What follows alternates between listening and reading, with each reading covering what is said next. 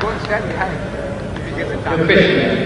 Mr. Dida, bonjour. My name is Janine. I come from France. I'm here with some Muslim friends from Aberdeen.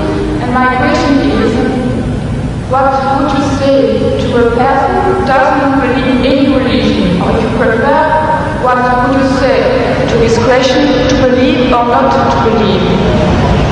What was it? Just without the mic. The question is not directly relevant. However, I'll put it to the speaker and see if he's prepared to answer. The question is, what is your opinion, or what is the Islamic perspective relating to a person who does not believe in religion? Is that the gist of your question? Not exactly. I'm here with some Muslim friends. I am not convinced in Islam, and I would like to know what you would say to a person who is a non-believer when this person says to you, believe or not to believe? Oh, yes, all right. If one is questioned by a non-believer, and the question is, what do you say about believing or not believing? What is the Islamic perspective? You see, there is a person who every person ought to believe. He believes in something, right or wrong. There is a type of person who doesn't believe. He said, I don't believe that there is God. He says, I'm an atheist. Or the guy says, I'm an agnostic. Now, each and every one, according to religion, whether any religion, you ought to believe. You ought to believe. If you don't believe, then you are a non-believer. You are against the laws and commandments of God. So as such, you will perish. That person who says there is no God, he is going to perish. The one who says I don't care whether there is or there isn't, he is going to perish. Or you have the wrong concept of God, also you will be punished. According to your understanding, your capacity, your opportunities. There is a type of person who might not have heard the name Jesus. Will God question him? It's unjust, it's unfair. The lunatic, the child, will God question him? Why didn't you believe in my son, Jesus? No. Why didn't you believe in Muhammad? No. You see, each person will be judged according to his understanding, according to his opportunity, his know-how, and the message having reached him or her. So as soon as the message is delivered to you, and you can see the truth, but for some worldly reasons, maybe to please the family, please my people, please this, please that, you said, no, I will not accept the truth. In other words, the person has already been judged in that case. There is no hope for such a person. But there is a type of person who might be ignorant, and had never had an opportunity. Like the South Sea Islander. Let's say he never heard about Jesus, he didn't hear about Muhammad, he didn't hear about anything. But he was leading a life according to his norm, according to his standards. God will judge him according to his standards, not according to the Bible, not according to the Quran. So every person will be judged according to his opportunity and his understanding.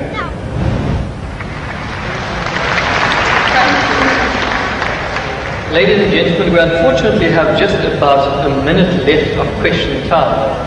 All good things have to come to an end, so we can only accommodate one further question. Mr. Didan, I have impression that my question has been misunderstood. I didn't want to challenge you or to hurt you. I just wanted to ask you for some advice for a person who doesn't believe. I just wanted also to ask you for advice because I am not a believer. I would want to believe in Islam, but I just want some advice. Yes,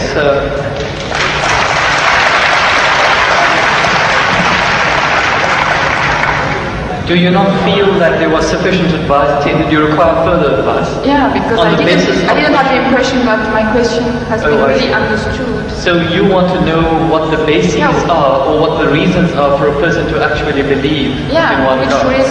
Which advice would you give to a person who is a non-believer? See, number one, we have to realize that there is a necessity for belief. If you don't believe, you can't move an inch. You can't bat an eyelid. We believe. The very fact that you believe that if you come there, stand before the mic, and when you utter the words will reach me. If you didn't believe, you wouldn't have taken that step. If you didn't believe that you will be visiting this hall and listening to a lecture, you wouldn't have come. So belief is fundamental, is basic to any move that you make. Now, without belief, believe in what? That there is a creator. Number one, that somebody made this machine. Man, woman, he made it. And that this machine is not given without instructions. Every machine carries with it instructions. Never mind how simple that mechanism is, you get instructions. Your washing machine, your hair dryer, your motor car, anything, everything, you need a book of instructions.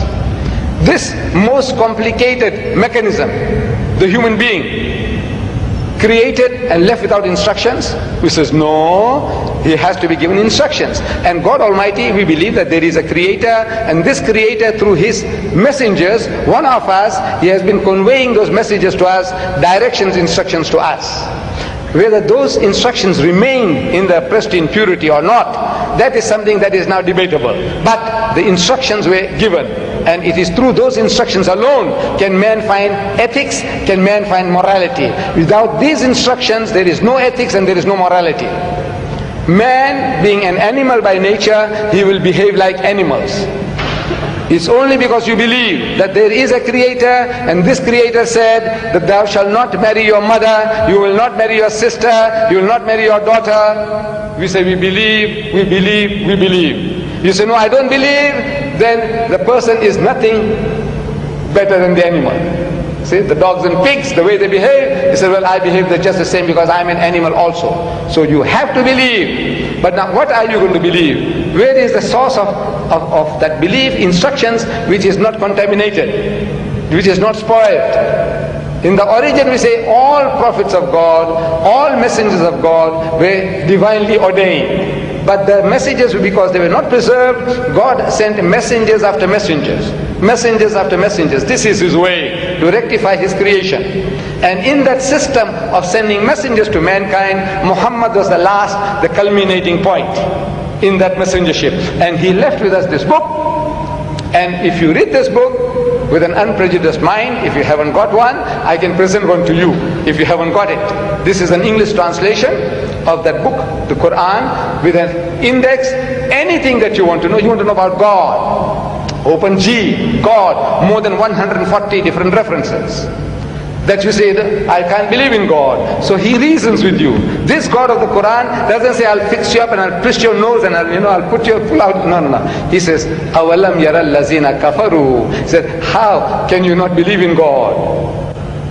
This is كَيْفَ تَكْفُرُونَ بِاللَّهِ. So how can you not believe in Allah? وَكُنْتُمْ أَمْوَاتًا. Seeing that you were non-existent, you were dead, and He brought you into being. ثُمَّ يُمِيتُكُمْ. He will cause you to die. ثُمَّ يُحْيِيكُمْ. And He'll bring you back to life again. ثُمَّ إِلَيْهِ تُرْجَعُونَ. And to Him will be your return. So if you start reasoning, and you see how true the statements are, that you were non-existent. You, I, everybody, non-existent.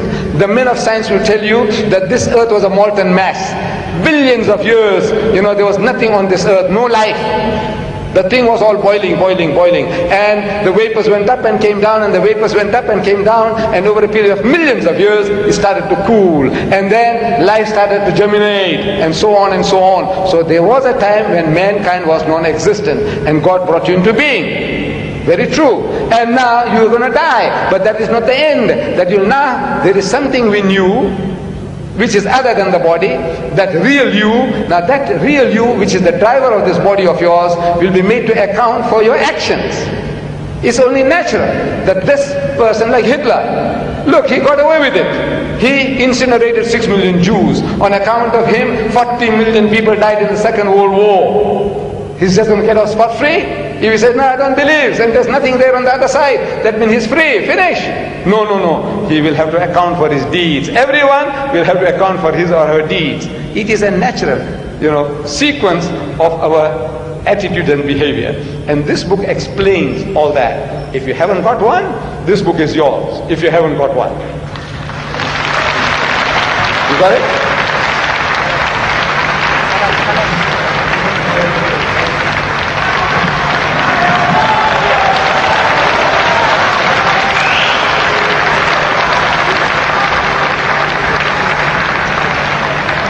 Ladies and gentlemen, unfortunately, all good things have to come to an end. Where at the end of our time span, we cannot accommodate any further questions. Whilst we'd like to